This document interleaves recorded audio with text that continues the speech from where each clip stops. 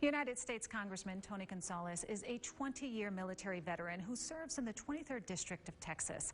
Gonzales recently gave me an exclusive interview in which he talked about the crisis at the southern border caused by what he calls a broken system, one that he says could prove to be disastrous for the country.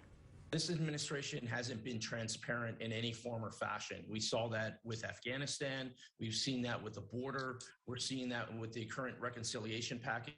I mean, it's just nonstop. One of the provisions in that multi-trillion-dollar reconciliation package will grant amnesty to up to 10 million illegal migrants.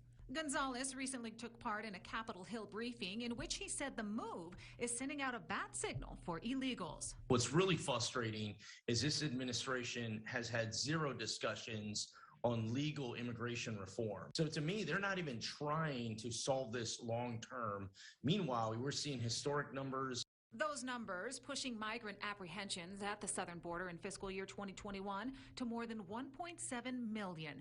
Gonzales told me that reinstating the Remain in Mexico policy is the first step in getting the crisis under control. Whether they agree with it or not, the Remain in Mexico policy worked. And those type of policies need to be reinstated if we are going to get any kind of control over our southern border.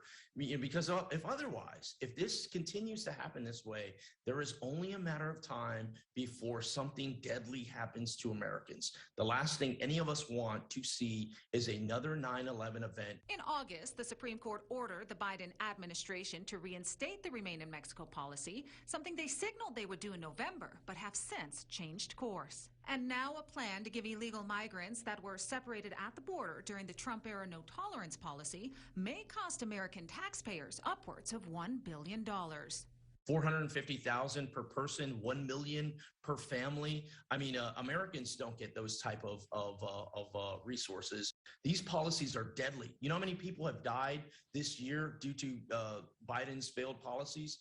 557 migrants have perished in this dangerous trek. In addition, a federal vaccine mandate that's set to go into effect on November 22nd could potentially cost 5,000 Border Patrol agents their jobs, which, according to Gonzales, will pose a danger to national security. This is a major problem for the administration to threaten to fire Border Patrol agents when at a historic time when our border is out of control and immigration numbers are through the roof. If we lose these agents, you can't simply turn the spigot back on.